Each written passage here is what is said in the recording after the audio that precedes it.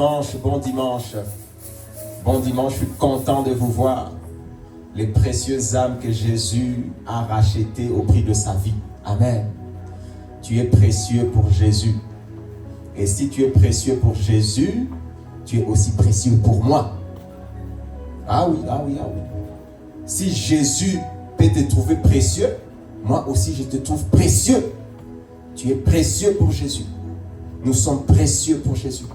Nous n'avons pas été rachetés par $100, mais par le sang de Jésus. Par le sang de Jésus. Tu es précieux.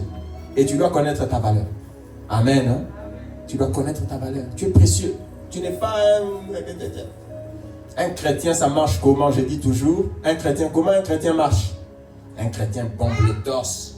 Il se tient bien debout parce qu'il connaît sa valeur. Parce qu'il connaît son Seigneur. Un chrétien, ça marche bien. Amen. La parole de Dieu d'aujourd'hui va nous bénir. La parole de Dieu d'aujourd'hui va nous bénir. Amen. Le titre de notre prédication, c'est Jésus. Ce mois de décembre, nous allons parler beaucoup de Jésus. Jésus est Dieu. C'est correct. Jésus est Dieu, racheté par Jésus. Et aujourd'hui, nous allons parler encore de Jésus. Jésus est le Christ. Jésus est le Christ. Jésus, c'est le Christ. Nous allons voir aujourd'hui qu'est-ce que ça veut dire. Amen. Souvent, nous prions, nous disons au nom de Jésus-Christ. C'est une bonne chose. C'est une bonne chose. Parce que Jésus, il est le Christ. Jésus est le Christ. Jésus est notre Christ. Amen. Amen, amen. Dieu est notre Père. Dieu est notre Père. Et Jésus de Nazareth, il est le Christ. Jésus est le Christ. Dieu est notre Père. Amen. Nous allons lire, commencer par une lecture. Matthieu chapitre 23, 9 à 10. Matthieu 23.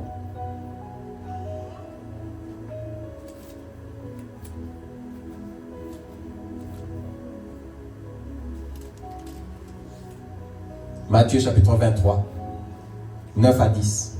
Qui a trouvé? Moi j'ai trouvé. Qui encore a trouvé? J'attends. Quand on aura tous trouvé, on va lire ensemble. Comme ça nous permet d'attendre. Matthieu chapitre 23, 9 à 10. J'ai trouvé. Qui encore?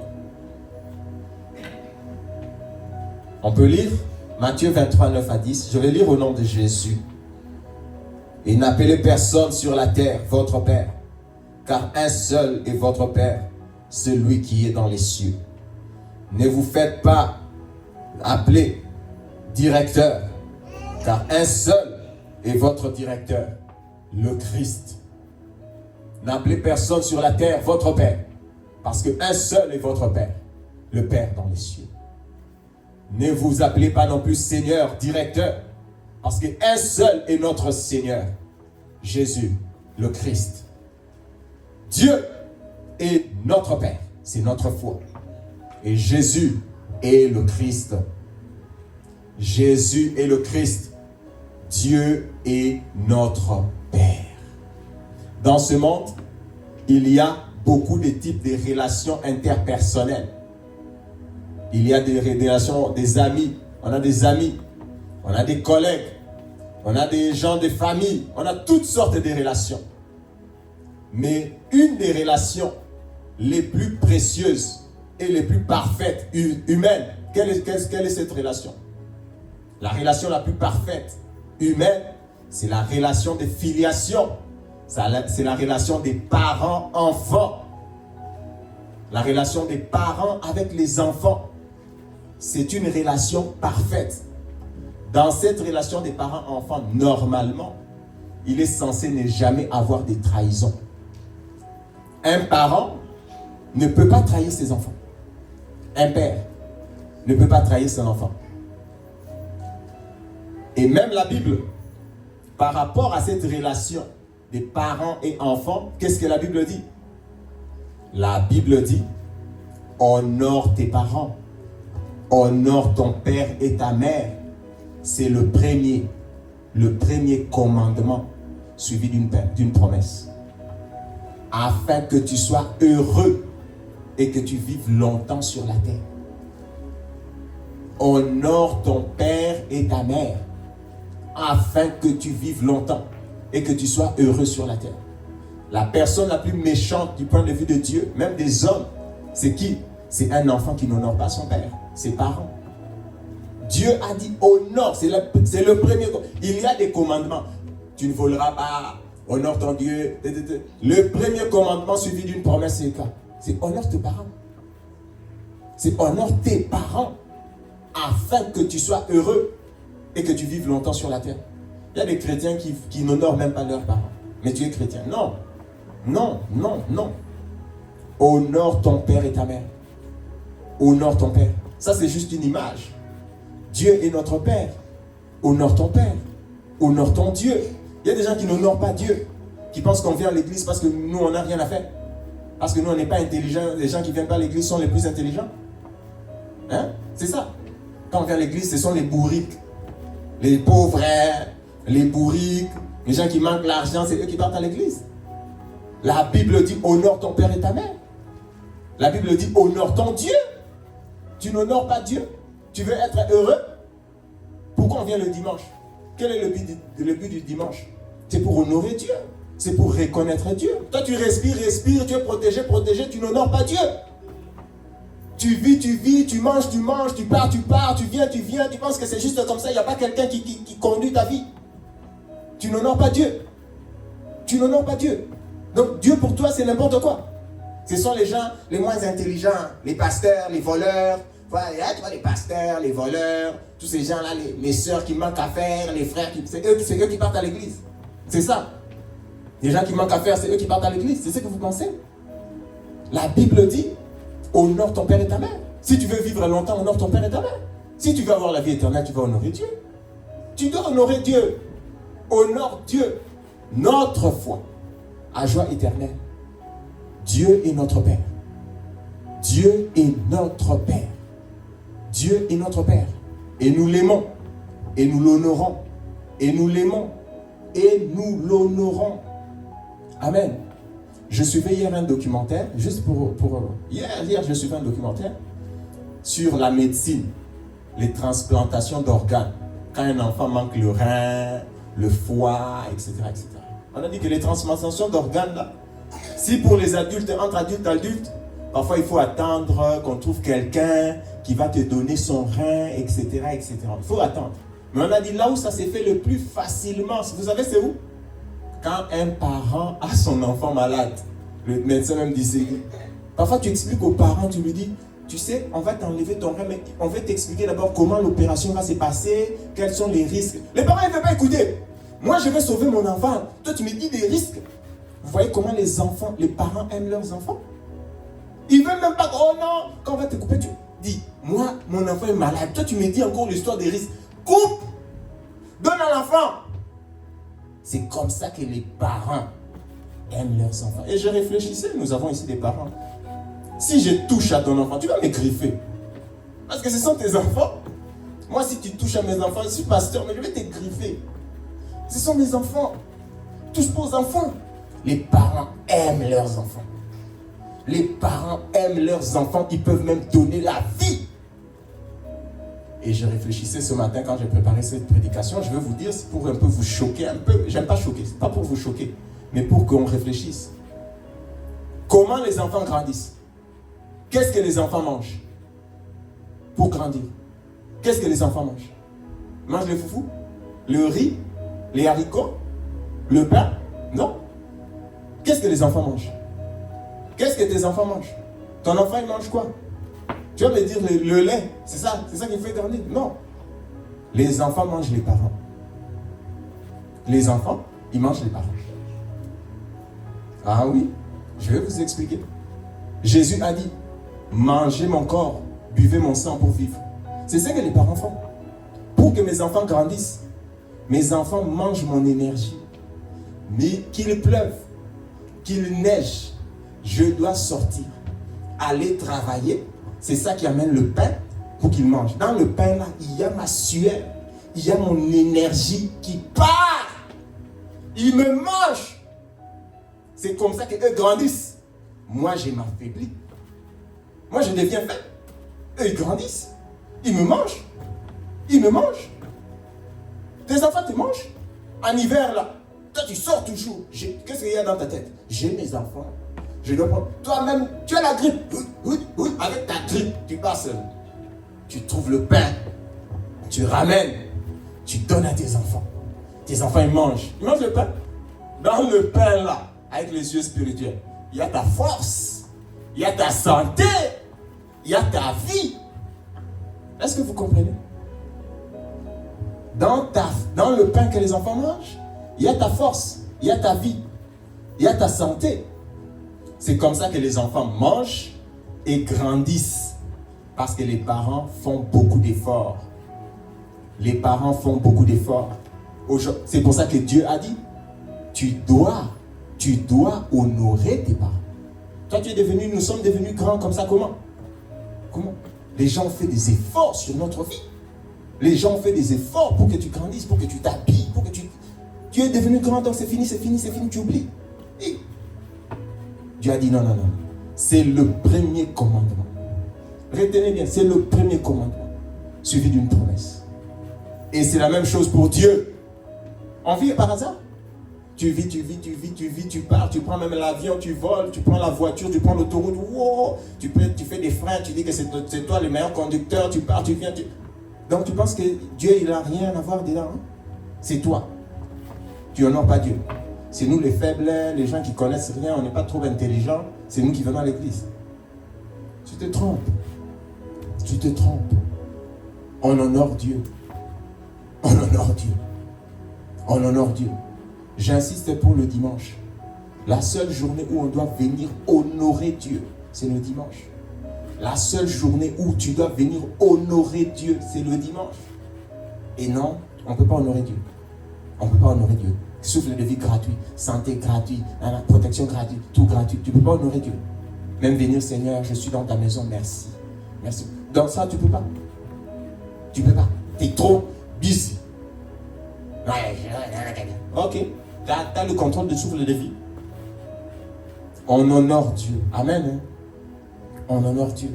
Dieu est notre Père. Dieu est notre Père. Et c'est ça notre foi.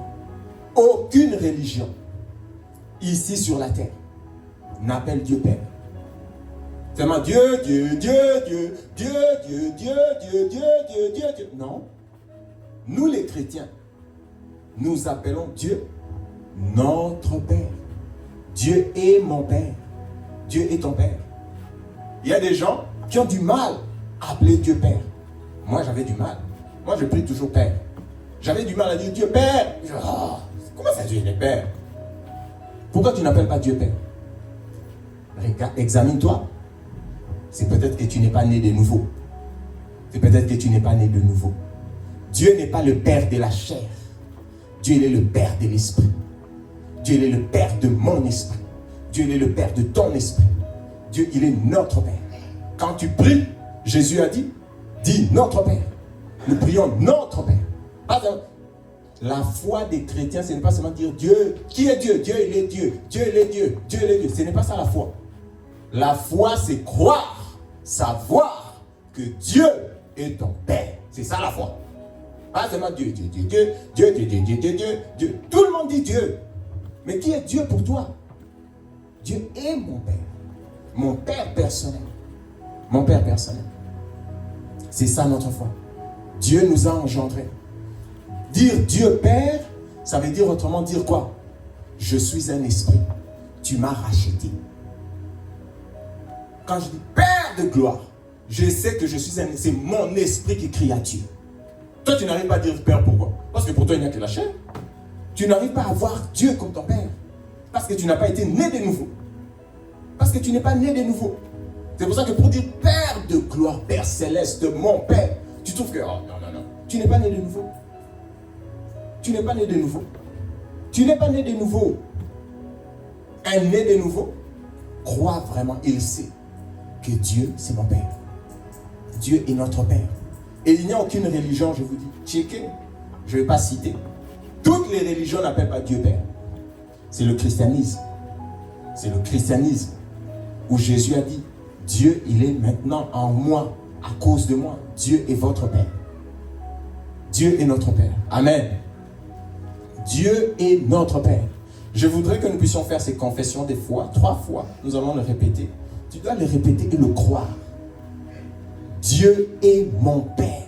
Dieu est ton Père. Dieu est notre Père. Dieu est ton Père personnel, personnel. Et il est notre Père à tous. Amen. Hein?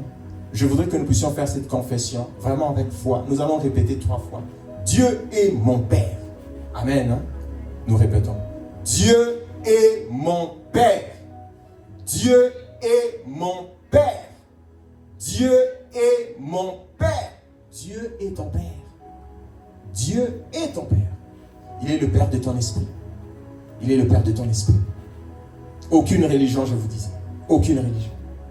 Aucune religion. Laissez à ce point que les parents sont précieux. C'est pour ça que Dieu a dit, tu honores ton Père.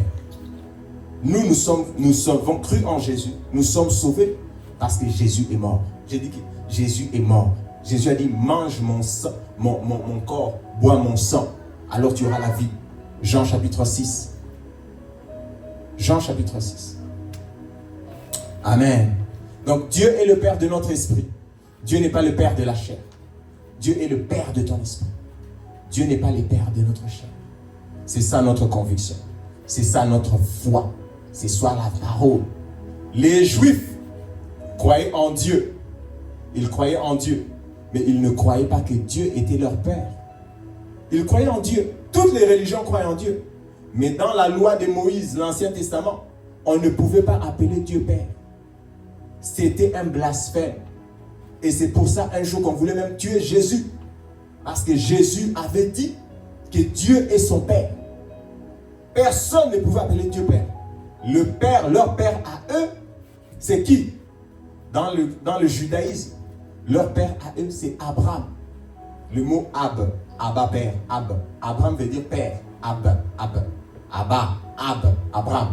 Abba, Père, Abba Père, veut dire Père. La foi des Juifs, leur Père, c'est Abraham. Il disait, notre Père à nous, c'est Abraham. C'est pour ça que Jésus leur a dit, n'appelez personne sur la terre Père. Votre Père, c'est pas Abraham. Votre Père, ça doit être le Père céleste. Et la foi des Juifs, le sommet de la foi des Juifs, c'est quoi? Le sommet de la foi, c'est quoi? Retourner auprès d'Abraham. Quand les Juifs, dans le judaïsme, quand tu meurs, c'est écrit dans la Bible, Luc chapitre 5, la parabole de Lazare et de l'homme riche, vous connaissez? Lazare, l'homme riche est mort, on l'a enterré. Lazare est mort, on dit qu'il est allé dans le sein d'Abraham. Il est allé dans le sein d'Abraham. Il est allé dans le sein d'Abraham. Ça, c'est le sommet. L'idée que quand je veux mourir, je vais retourner auprès du Père Abraham. Je vais retourner auprès du Père Abraham. Mais nous, les chrétiens, nous qui croyons en Jésus, nous qui sommes des Christ, quand nous mourrons, notre espérance, ce n'est pas de retourner auprès d'Abraham. Ce n'est pas d'aller dans le sein d'Abraham. C'est de retourner auprès de notre Père. C'est de retourner auprès du Père, pas au sein d'Abraham. Jésus a dit dans Jean chapitre 14, il y a beaucoup de place dans la maison de mon Père. Je vais vous préparer une place et puis je reviendrai vous chercher. Jésus n'est pas rentré auprès d'Abraham. Jésus est rentré auprès du Père. Quand la chair nous lâchera, quand la chair va retourner à la poussière, quelle est ton espérance? Retourner auprès d'Abraham? Non. Nous ne retournons pas auprès d'Abraham. Nous nous retournons vers notre Père. Le Père de l'Esprit. Le Père de mon esprit. Nous retournons auprès du Père. Notre foi consiste à croire que Dieu est notre Père. Dieu est notre Père. Jésus est le Christ. Jésus qui est Jésus? Jésus est le Christ. Christ veut dire quoi autrement? Que veut dire Christ? Que veut dire Christ? Christ veut dire oint, élu, mis à part. Jésus est le oint de Dieu. Jésus est le Christ. Mais ça veut dire quoi, Jésus est le oint de Dieu? Jésus est le Christ. Dans l'Ancien Testament, il y avait 3 catégories de personnes qui étaient ointes. Qui sont ces personnes? Le prophète, le sacrificateur et le roi. C'était eux qu'on pouvait oindre. Le prophète, le sacrificateur et le roi. Mais Jésus est venu. Jésus est le oint de Dieu. Dans l'ancienne alliance, ces gens-là, ce n'est que l'ombre. Ce n'est que l'ombre. Ce n'est que l'ombre. Mais la réalité, le véritable oint de Dieu, c'est lui que Dieu a choisi, c'est lui que Dieu a élu, c'est Jésus de Nazareth. C'est lui que Dieu a choisi. Le oint de Dieu, c'est Jésus de Nazareth, le Christ. Christ veut dire oint. Christ veut dire oint de Dieu. Mais Dieu lui l'a oint de quoi? Pourquoi? Jésus est le seul, le Christ, le oint de Dieu, que Dieu a choisi, que Dieu a élu pour nous faire connaître Dieu, pour nous sauver, pour nous faire traverser, pour nous donner la résurrection. Jésus est le seul, le oint de Dieu. Jésus est le oint de Dieu. C'est pour ça que Jésus a dit quoi? Jean chapitre 14, je suis le chemin, la vie, la vérité. Il est le seul. Quand nous disons que Jésus est le Christ, c'est lui que Dieu a choisi pour nous donner la vie, c'est Jésus. C'est lui, le Christ, le oint. Dans l'Ancien Testament, il y avait les rois, les prophètes et les sacrificateurs, mais ils ne pouvaient pas nous donner la vie. Ils ne pouvaient pas nous donner le pardon des péchés. Avec eux, nous ne pouvons pas ressusciter des morts. Jésus est le oint de Dieu. Le Christ veut dire oint. Il est le oint de Dieu que Dieu a choisi pour te donner la vie. Jésus est le oint de Dieu que Dieu a choisi pour te montrer le chemin. Je suis le chemin, pas un de chemin. Je suis le chemin, le seul chemin par lequel tu vas arriver au Père, c'est par Jésus. Il est le Christ. C'est le seul que Dieu a choisi pour te donner la vie. C'est pour ça que quand Jésus était sur la terre, un jour il marchait, on a dit, Matthieu chapitre 16, qui dit-on que je suis? Moi Jésus. Qui dit-on que je suis? Certains ont dit, tu es comme Élie, tu es comme Jérémie, tu es l'un des prophètes. Il a dit à Pierre, alors toi, qui dis-tu que je suis? Qu'est-ce que Pierre avait répondu? Pierre avait répondu quoi? Qui est Jésus? On va lire. On va lire. Matthieu chapitre 16. Qui est Jésus?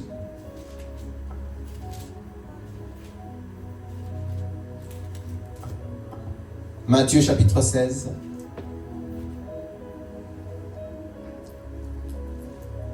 Qui a trouvé? Moi j'ai trouvé. À partir du verset 13. Matthieu chapitre 16. À partir du verset 13. On va lire jusqu'à 16. 13 à 16. Qui a trouvé? Moi j'ai trouvé. On va lire.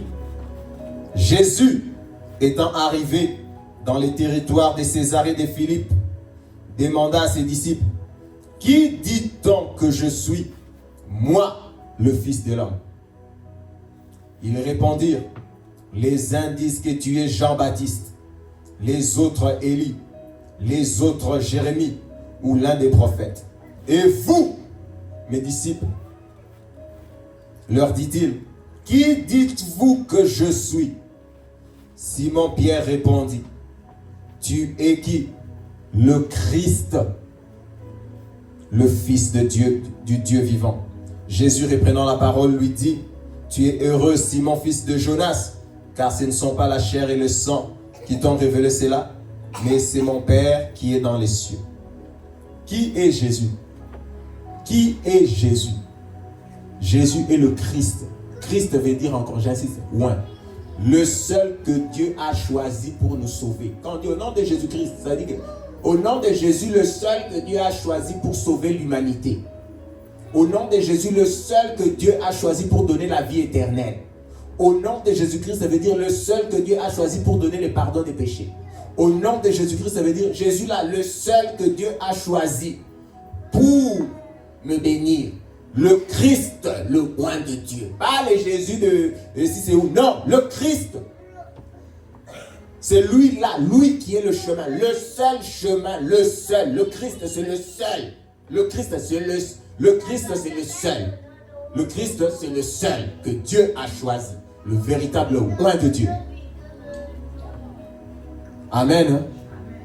Notre foi consiste en deux choses. Aujourd'hui, je vais parler de Dieu notre Père. Jésus, il est qui pour nous? Il est le Christ. Jésus est le Christ.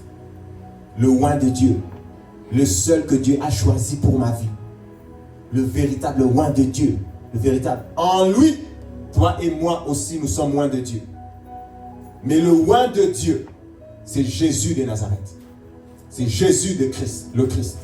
Le Christ, le oint, le seul, le seul, le seul, le seul. Le seul chemin par lequel tu peux voir la vie éternelle. Le seul par qui tu vas avoir la résurrection d'entre les morts. Le seul, Jésus, nous dans cette église, nous croyons que Jésus c'est le seul. Il n'y a pas deux. Ça veut dire le Christ. Nous croyons que Jésus est le Christ. Il est le Christ. Il est le Christ. Il est le Christ. Il est le Christ. Il est le seul. Il n'y en a pas deux. Il est le Christ. Jésus est le Christ. Et c'est ce que ça veut dire le Christ. Le oint de Dieu. Le mis à part de Dieu pour ta vie. Est-ce que Jésus est le Christ pour toi? Ou il est une option? Jésus est une option. Quelle est l'autre option que Dieu t'a donnée? Que Dieu a, à part Jésus, Dieu t'a donné autre chose? C'est qui? C'est qui? C'est qui? Tu as deux options. Tu as trois options. Le Christ. Le Christ. Le Christ. Le Christ. Le Christ. Jésus de Nazareth. C'est par lui. Il est le secret de Dieu. C'est par lui que nous aurons la résurrection d'entre les morts. C'est par lui que nous allons au ciel. C'est par lui que quiconque peut être sauvé. Le Christ. Le Christ. Donc sachez maintenant aujourd'hui, quand on dit Jésus-Christ, soyez frères. Nous sommes des chrétiens, ça vient du Christ. Nous sommes des petits Christ, nous sommes des chrétiens. Nous avons la petite onction de Jésus. C'est pour ça que nous aussi nous pouvons prêcher pour que les gens connaissent le Christ. Le seul. Le seul. Jésus. Qui es-tu, Jésus? Jésus est le Christ. Jésus est le Christ. Et Dieu est notre Père. Pas seulement Père. Dieu, Dieu, Dieu, Dieu, Dieu. Dieu, Dieu, Dieu, Dieu, Dieu. Dieu, Dieu, Dieu. Jésus a failli être lapidé. Je voudrais qu'on lise ce verset. On va courir. Jean chapitre 5, verset 17 à 18. On va retourner un peu en arrière. Jean chapitre 5.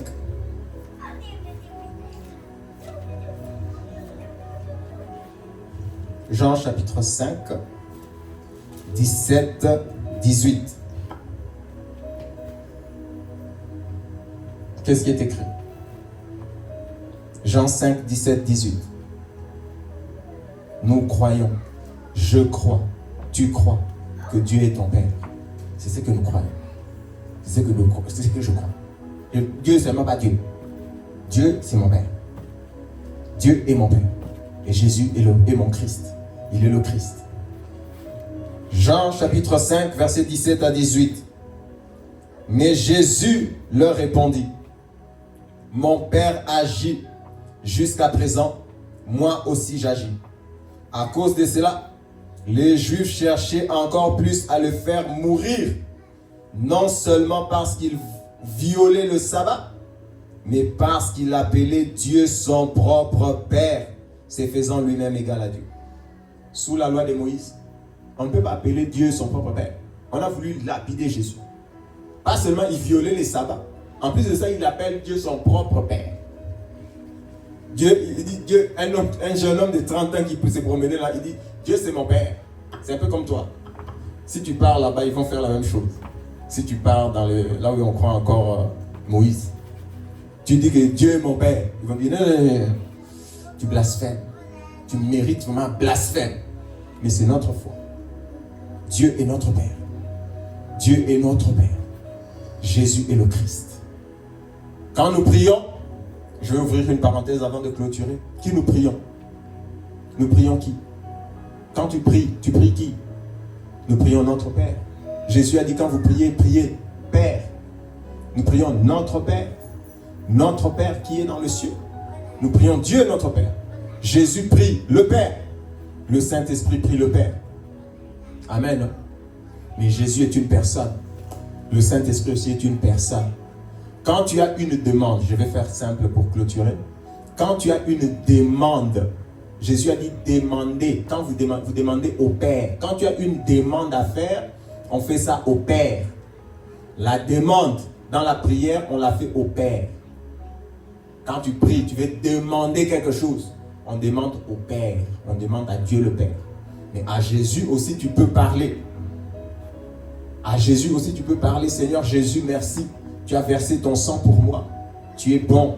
Je te rends grâce. Saint-Esprit, merci. Tu es là, tu me conduis, tu soutiens ma vie. Père, je demande que tu fasses telle chose pour moi. La demande, on l'a fait à Dieu le Père. Mais on parle à Dieu le Père, on parle à Jésus. On parle au Saint-Esprit. Et c'est notre Dieu unique. C'est le seul Dieu. Je ne parle pas de trois dieux. C'est notre Dieu unique.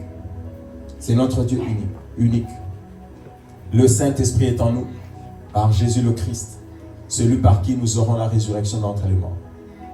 Dieu est notre Père, Jésus est le Christ.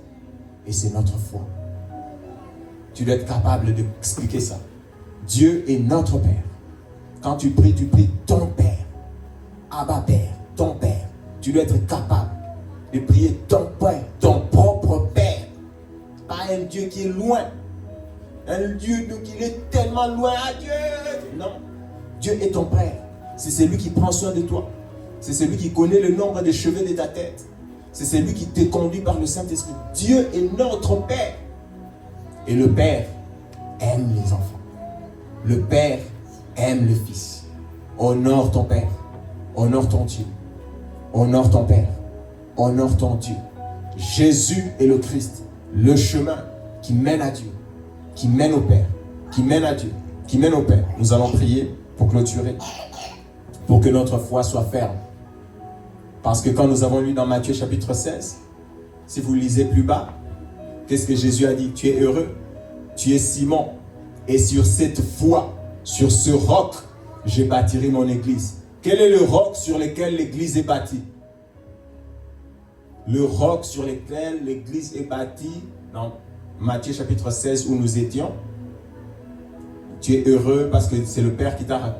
Et sur cette confession, sur cette foi, j'ai bâtirai mon église sur laquelle les forces des ténèbres ne vaincront pas. On va lire ça. Matthieu chapitre 16 pour clôturer. On va retourner. C'est lui qui ne croit pas que Jésus est le Christ. Les forces des ténèbres vont l'écraser.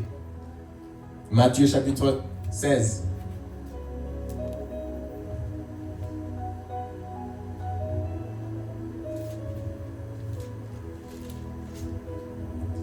Nous étions arrêtés au verset...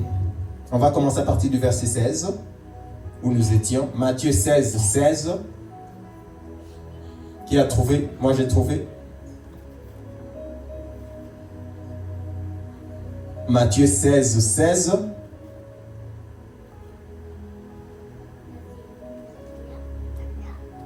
Qui a trouvé? Vous avez trouvé? Je vais lire au nom de Jésus, s'il vous plaît. Simon-Pierre répondit, tu es le Christ, le Fils du Dieu vivant. Jésus, reprenant la parole, lui dit, tu es heureux, Simon, fils de Jonas, car ce ne sont pas la chair et le sang qui t'ont révélé cela, mais c'est mon Père qui est dans les cieux. Et moi, je te dis que tu es Pierre, et sur cette pierre, je bâtirai mon église, et que les portes du séjour des morts ne prévaudront point contre elle. Tu es Pierre, et sur cette pierre, quelle est la pierre sur laquelle l'église est bâtie? Tu es Pierre, et sur cette pierre, j'ai bâtirai mon église. Quelle est la pierre sur laquelle l'église est bâtie? La confession de foi que Jésus est le Christ. Parce que Pierre a répondu, tu es le Christ, le Fils du Dieu vivant. Parce que tu crois ça, le diable ne te vaincra pas. Et c'est ton partage aujourd'hui. Amen. Amen. Parce que tu crois que Jésus est le seul que Dieu a choisi pour toi. Il est le seul que Dieu a choisi pour le monde entier. Il est le seul chemin. Il est la seule vie. Il est la seule vie. Il est le seul chemin. Il est la seule vérité. Il n'y a pas 14 vérités. Jésus est la vérité. Il est la vérité. Il est le Christ. C'est lui que Dieu a choisi pour nous donner la vérité. La vérité, tu la connaîtras seulement par Jésus. Et parce que tu crois ça. Parce que tu crois ça. Parce que tu crois ça. Tu ne seras pas ébranlé jamais contre les forces des ténèbres. C'est la parole de Dieu. Amen. Amen. Amen, amen. C'est ça notre foi. C'est ça notre foi. Nous allons prier pour que notre foi soit ferme. Dieu est notre Père. Jésus est le Christ. Dieu est notre Père. Jésus est le Christ. Tu vas prier pour ta foi, pour que ta foi soit bâtie sur ces deux piliers. Dieu est ton Père. Jésus est le Christ. Jésus est celui sur qui ma vie, notre église, ta vie est bâtie. Et les portes de séjour des morts ne peuvent jamais, au grand jamais, prévaloir parce que tu crois que Jésus est Seigneur. Nous prions au nom de Jésus.